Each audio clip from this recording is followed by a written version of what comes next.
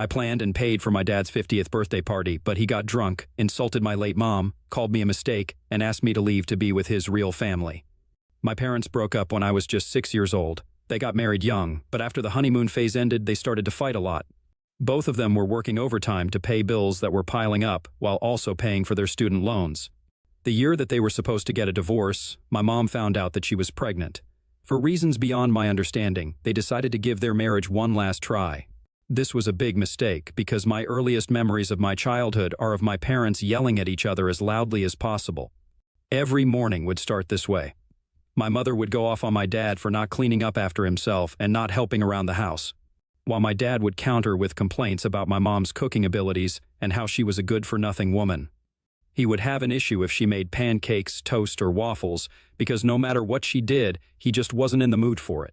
He would always compare her with his mother and say how he wished he had never married her. She would counter by saying that she should have married a richer man and that she regretted having a child with him. This was pretty much every day. Sometimes I would just try to block out the noise in the background, playing with my food. But it did leave a lasting impression on me, as it sort of made me realize that both of them kind of blamed me for why they could not leave each other. My dad would purposefully come back home late at night so he would not have to spend any time with me or my mom. If my mom complained about feeling overworked, he would snort and tell her how his job was more important than hers. If I ever wanted to play with him, he would be okay and nice to me for 30 minutes, but beyond that, he would start to get irritated and scold me for being so needy. I was just a child at that time, but I remember him saying that to me so much that even now, as an adult, I'm afraid of coming off as needy with other people. Slowly, our home life became even worse. As time went on, my mom would spend her evenings drinking, while my dad would come home drunk from the bar and stomp off to the couch just to pass out. Both of them started missing work since sometimes they would not even wake up on time to get me ready for school. The weekends were much worse, as I spent so many evenings hungry because both of my parents were too intoxicated or hungover to cook or even order takeout. It was a never-ending cycle of chaos and neglect. I understand now that what my parents did could put them in jail, but at that time, I had no other adult around to protect me. My teachers would sometimes talk to me and later call my parents to have a conversation, but since there was no evidence of physical abuse on me, no one really cared enough to call. CPS. As I grew older, I became the unofficial mediator between my parents every time they would fight. Mind you, I was still a child, but I thought keeping the peace at home was somehow my responsibility. I knew what my parents disliked about each other. For example, my mom hated that my dad never picked up his socks or towel after himself, so I started doing that every day, thinking this would result in fewer fights. I knew my dad hated my mother watching loud TV on the couch, so before my dad came back home every night, I would urge my mom to lower the volume. It was difficult for me as a child to try to calm my parents' temper or distract them from their conflicts, but regardless of what I did, they would end up having an argument one way or the other. It was a heavy burden for me to carry as a child, and I often found myself feeling overwhelmed and helpless. I wished for a peaceful home where I could feel safe and loved, but instead, I lived in a constant state of tension and anxiety. On several occasions, I have even witnessed my parents get into a physical fight, and then my mother would lock herself in the bathroom for hours to save herself. One night, their fight got even worse. My mother threw a glass bottle at my dad, straight to his face, and he started bleeding from his nose. My mother yelled at me to call. Some of the things have been blocked out, but I do remember the police questioning me about the fight. CPS was finally called, and my parents got a verbal warning that next time this would happen, I would be taken away. They pretended to care in front of the officers, but I doubt whether they genuinely did. They did talk to me later after everyone left and promised me that they would work to become better people. However, that promise didn't last long. Despite their efforts to salvage their marriage, it was clear that my parents were not compatible. They had different priorities, values, and communication styles that clashed at every turn. I could see the toll it took on both of them, as well as on me. Thankfully, when I was 13, they finally decided to end their marriage for good. It was a relief in some ways, knowing that the constant turmoil would finally come to an end. But it also marked the beginning of a new chapter filled with its own challenges and adjustments. I had to split my time between my parents' separate homes. My mother got child support from my dad and looked for a job to support herself and me. In the beginning, it was really difficult for her to find one, but my uncle, her cousin, helped her get a desk job as a secretary where she worked for several years under a kind and patient boss who paid her quite well. I met her boss and his family several times during work parties, and I'm still really grateful that he had decided to hire my mom, as it genuinely saved our lives and helped pay for everything around the house. My dad, on the other hand, spiraled into drinking more and more. Like there was no tomorrow. This is why I dreaded my visits with my dad, because he would either be passed out drinking, or he would bring a strange woman into the house to hook up with. It was extremely uncomfortable, and I hated it. However, I didn't have much choice, as I was afraid of revealing this to my mom since this would start another one of their huge fights, and I was just tired of it all. Throughout the year, my dad has had different long-term girlfriends. Every year, he dated the first one for a year, the next one for 6 months, and the third one for 3 years straight before cheating on her. I have noticed a pattern in his dating history as they are single mothers with 1 or 2 children. My dad dates these women and gets extremely close with their children. He posts their pictures all over social media and even celebrates birthdays with them. Meanwhile, my mother would have to remind him about important days in my life, like my birthday or prom days, as he would sometimes forget all about it. He would also always force me to mingle with his girlfriend's children, urging me how they are going to be my future brothers and sisters. As you can imagine, I absolutely hated this habit of his. I mean, I understand that my dad was single and was free to date whoever he wanted. But he would always pretend to be this responsible parent in front of other children while neglecting his one and only child. I remember when my school organized the father-daughter dance. I had an inkling that my dad would find an excuse to not attend, and as expected, he did. My mother tried to talk some sense into him, but he kept insisting that one of his girlfriend's kitchens needed some repairs. I was a bit heartbroken, but everything worked out because one of my uncle's mom's cousin took me to the dance, and I had a wonderful time. As I started growing up and my dad kept dating, he would ignore me more and more. He stopped letting me come to his place, telling my mother how he would be out all night drinking or partying, and my mother, rightfully, didn't argue. Things became even worse when, one fine afternoon, my dad called me out of nowhere to ask if I was free for dinner that night. I excitedly agreed, thinking maybe he was finally missing me and wanted to spend some one-on-one time with me. Now imagine my surprise when he came to pick me up in an expensive car, honking loudly outside our house. I ran out to see him sitting next to a blonde woman, and there was an older guy sitting at the back. Later, during dinner, my dad introduced me to his latest girlfriend, Gina, and her son, Robin. Robin was 5 years older than me and looked less than enthusiastic to meet me. Gina did smile at me but kept our conversations to a minimum. Throughout the dinner, my dad kept raving about how great his relationship with Gina and Robin was going and how proud he was of Robin for playing such good football and apparently carrying his whole team to the season win. At one point, Robin even gave a toast to my dad, saying that he had never seen his mother happier with any other man. Clearly, my dad and Gina were in love, all blushing and all over each other. Hence, I was not surprised when a few months later my dad told me that he was getting married to her. He invited me and my mom as guests, and we were happy to be there until I noticed that Robin was my dad's groomsman. My dad and he were laughing side by side, chatting like 2 best friends. I felt this weird sense of jealousy and anger, and I guess my mother must have noticed my expression because she gave me a hug.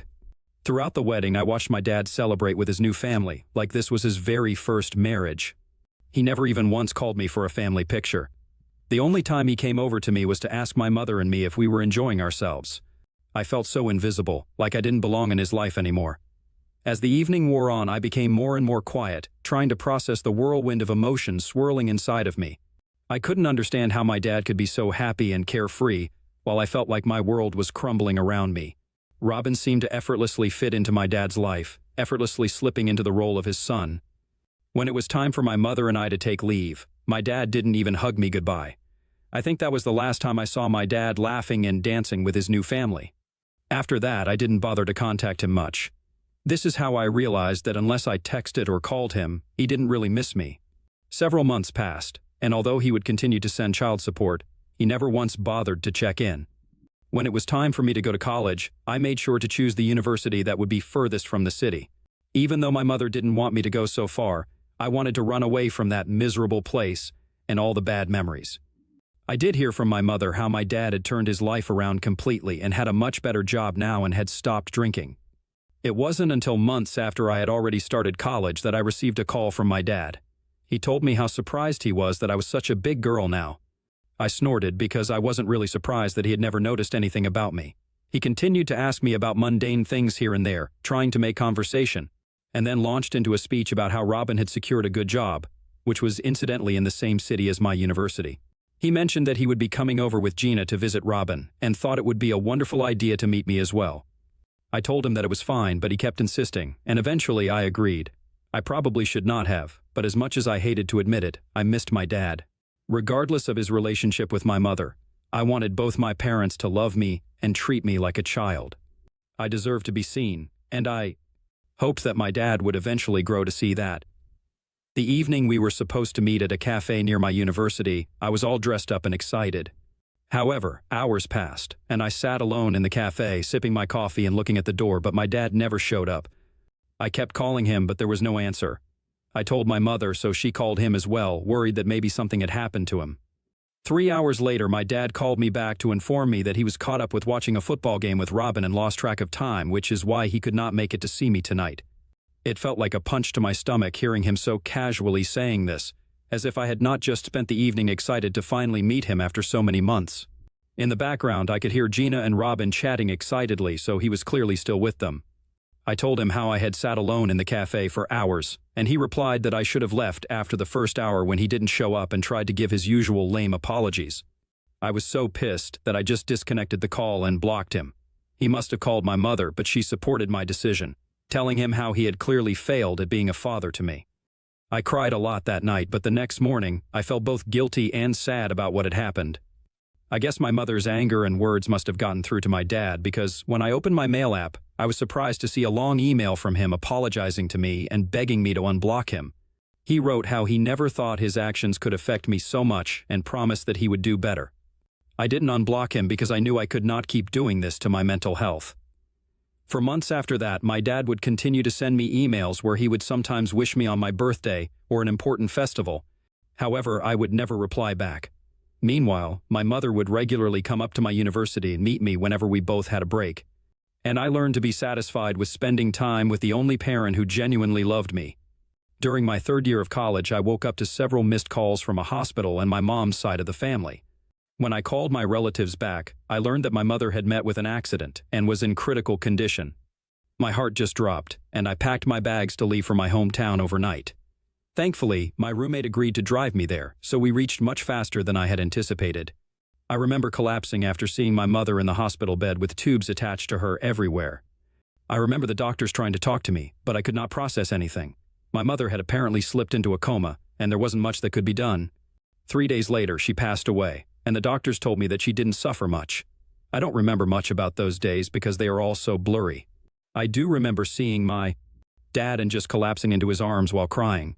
At that moment, I didn't care about my anger toward him and was just grateful that I had someone's shoulder to cry on. Surprisingly, my dad took charge and made sure my mother had a wonderful funeral. Robin and Gina tried their best to be there for me the best that they could. Mom's relatives would regularly show up with cooked meals, ensuring that I was eating every day. I would just lie in bed, unable to move, eat, or sleep. I don't know how I survived those days, but looking back, somehow I did. When it came to reading my mother's will, she had made sure that everything she owned, like the house and her car, which were all paid for, would all be going to me. Her savings account fund was enough for me to finish college without worrying about taking any loans. My dad also agreed to pay for any additional costs if needed, so I had nothing to worry about. I didn't want to sell the house at that time, so I agreed to give it out for rent to a nice couple. And it became a source of income for me. I decided to keep the car for myself, as it could help me get to and from my part-time job. Eventually, I went back to my university, as I was missing out on a lot of classes. My dad would regularly call and message me to ensure that I was doing okay. It was so hard for me to go on living without my mother, and suddenly everything around me felt hollow. My classmates helped me get back on track with my assignments, and my university professors were quite understanding for the most part. During this time, I did get to know Gina and Robin much better, as they would come with my dad to visit me during the weekends.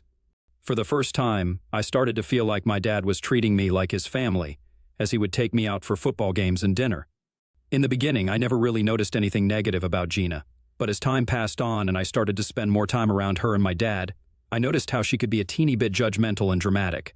She would argue with my dad like a teen and get angry if he didn't do something exactly like she wanted. For example, if we were coming back from a game and she wanted pizza while we all wanted burgers, she would sit in the driveway pouting and refuse to come inside the house until my dad would agree to order pizza. If my dad refused or complained about how much money she was spending on nails and hair, which was thousands of dollars, by the way, she would threaten to divorce him. She would also comment on other girls' dressing choices, casually saying derogatory terms. It really bothered me because, as a young woman myself, I didn't want to judge or put down any other women for their outfits. Then she would turn around and tell me how she was the popular girl in her high school, and how girls these days couldn't compare to her peak self. It was so cringy that I would have to bite my tongue to not reply with anything rude and would just simply nod. When Robin got a girlfriend, Gina got even nastier. If I was ever invited to any family dinner where Robin was also bringing his girlfriend, Gina would constantly ask rude and uncomfortable questions to the poor girl, like how many men she has slept with and if she is using a condom because, according to Gina, women are out to baby trap her son. Robin would just be uncomfortable throughout this, and if he ever confronted his mother later about this cringy behavior, she would burst into tears and complain to my dad how she only meant well and she's only looking out for her baby son, but he doesn't care. This is pretty much how I knew that Gina was someone I needed to avoid as much as possible without my dad finding out. Whenever he would come to visit me, I would ask him if he and I could spend some time alone, and at first he would agree, but Gina would constantly call him and disturb our time. Later I found out that she was tracking his phone through Find My Phone and would call to check up to see if he was really with me or with some other woman. A year passed, and when my mom's death anniversary arrived, I was a wreck. My dad and I had decided to spend the whole day together so we could visit her grave and then later go out for lunch. I was quite clear to him that it was a very vulnerable day, and I did not want to spend time with anyone else. However, despite my wish, he showed up with Gina, who looked like she was out on a fun road trip. She was constantly munching on chips or playing music. At one point, when I was silently crying because I was missing my mom while going through her photos on my phone, Gina asked me why I was still crying for my mother when it had already been a year since she had passed away. She emphasized the word year as if it was just ridiculous of me to still miss my own mother. This really pissed me off, but I did not want to say anything, hoping that my dad would stand up for me. Sadly, he didn't react at all. Next, when we arrived at my mother's grave with the flowers I had bought, Gina refused to come outside and told my dad and me that we needed to come back as soon as possible since she could not handle the heat. I remember thinking, what was even the point of her coming if all she was going to do was complain? She wasn't even going to pay any respects to my mom and then not even allow us to peacefully pay our respects. We were just 5 minutes late when she started to call my dad's phone, signaling that we needed to wrap up things quickly. I gave up and walked back to the car silently. When it was time for lunch, Gina decided on Chinese food because it was her favorite, although neither my dad nor I were fans. Nonetheless, my dad gave in as usual. Overall, the day was unfolding completely opposite to what I had anticipated. I found myself eating very little at the Chinese buffet, and Gina must have noticed. She asked if something was wrong, but I shook my head, preferring to be left alone with my thoughts. However, Gina then began to criticize me, saying how I was bringing down the vibe of the whole day. She even remarked that if she ever passed away, she would never want her son Robin to be this depressed and gloomy around others. At this moment, I just could not hold back my anger any longer, and went off on a rant about how she had no business telling me how I should handle my grief when I was the one who had lost her mother. I didn't stop there. I told her that if she truly believed I was ruining the vibe, then she should have stayed home, as all I wanted was to spend time mourning my mother and talking to my dad. My dad and Gina looked taken aback by my outburst, and I felt embarrassed about everything, so I stormed out of the restaurant to clear my head. Later, my dad emerged with a solemn expression and told me that while he understood my perspective, I should be more considerate of his wife, who had sacrificed her whole day to be there with me. I questioned why he had even brought her along when I had specifically asked to spend the day with just him. My dad replied that Gina thought I was becoming too dependent, and as an adult daughter, I shouldn't spend so much time alone with him. I almost had tears rolling down my cheek hearing those words, as it reminded me of my childhood when my dad would get angry if I needed more of his attention and would scold me for being needy. I don't know if I was actually being needy or clingy that day, but I just knew that I missed my mom even more, as she would have never made me feel bad for crying. The car ride home was quiet, and Gina refused to talk to me, even though I tried to apologize. Dad told me several days after that incident about how Gina was still pissed at me for my behavior. He asked me if I could come over to his place and apologize to her properly over dinner since this was all basically my fault. He said he and Gina had been fighting continuously as I embarrassed her publicly. Anger surged within me at this suggestion, and I firmly refused. I insisted that Gina's reactions were immature, maintaining that I had already extended my apologies during the car ride home. I told him that if she persisted in such theatrics, I wanted no part in it anymore. Despite my dad's efforts to sway me, I remained resolute in my decision. Ever since that day, my relationship with Gina never improved. I don't know what she told Robin, but he also refused to talk to me after that. Dad was the only one who would sometimes come over to visit me on several occasions, like during my college graduation or when I got my first job. He would beseech me again and again to apologize to Gina, saying how we could all go back to being a normal family. But I've never listened. Over the years, Gina and I have continued to not meet unless it's absolutely necessary, and we both ignore each other as much as possible if we are in the same room. The pain of losing my mother still hurts, but I am a big girl now, so I know how to handle my emotions better. I did eventually sell my mother's place after I graduated and bought a small condo for myself in the city where I currently work. I have continued to be in touch with my mother's relatives as much as I can. I'm also dating my boyfriend Harry, and we are really happy with each other. My dad has met him on several occasions, and they both bond over golf and football. Everything in my life had been going smoothly until this recent incident. My dad was about to turn 50, and because this was such a huge milestone, I wanted to throw a birthday party for him. Weeks before his birthday, I asked him if he was okay with it, and he was more than happy, telling me how he wanted to bring Gina and Robin along, and how he was hoping that this birthday party could help repair the relationship between all of us. I doubted it, but I didn't want to argue with him again, so I told him that since so many years had passed, I was open to it if Gina was okay with it too. I organized and paid for everything for my dad's party at an expensive restaurant, so all my dad and his family had to do was just show up in their best attire. That evening, me and Harry were the first ones to reach the venue, while my dad, Gina, and Robin reached an hour later. I did call my dad several times, but he did not pick up, so I already knew that something was up. As my dad walked in, I immediately noticed that he had been drinking, as he could not walk straight without Robin's help. My dad gave me a huge smile and hugged me. Gina didn't even acknowledge me and went straight up to hug my boyfriend, who looked at her uncomfortably. Robin gave me a head nod and helped my dad sit down at the table. I questioned them as to what had happened, and Robin told me that my dad had decided to pre-boot before coming, as he wanted to start his birthday pretty early. I shook my head because I had grown up watching my dad get drunk every night and knew how embarrassing he could be. Gina laughed, seeing my expression, and said loudly that I should just learn to chill and that my dad was just having fun. My eyes narrowed upon hearing her words because this was quite an expensive restaurant, and if my dad started to behave embarrassingly as he usually does when he gets drunk, then we could all be banned from this place for life. When the waiter came over with our main courses, my dad seemed completely out of it and could not even hold his fork straight. Harry and I just tried to focus on our food, while Gina and Robin kept laughing and pointing at my dad.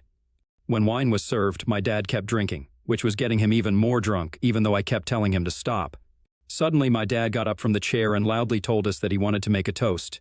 Begrudgingly, I picked up my glass as he started to say how grateful he was to be turning 50 with his wonderful family and how lucky he felt to have Gina and Robin in his life. My heart sank as he continued to say that the best decision in his life was divorcing his previous wife, my mother, as that woman drove him crazy. Gina giggled hearing this, while I looked at him furiously. He continued to say that meeting Gina and marrying her saved his life because before them, his life was empty. All this while, Gina and Robin kept smiling and cheering him on as if this was something acceptable to even say in front of me.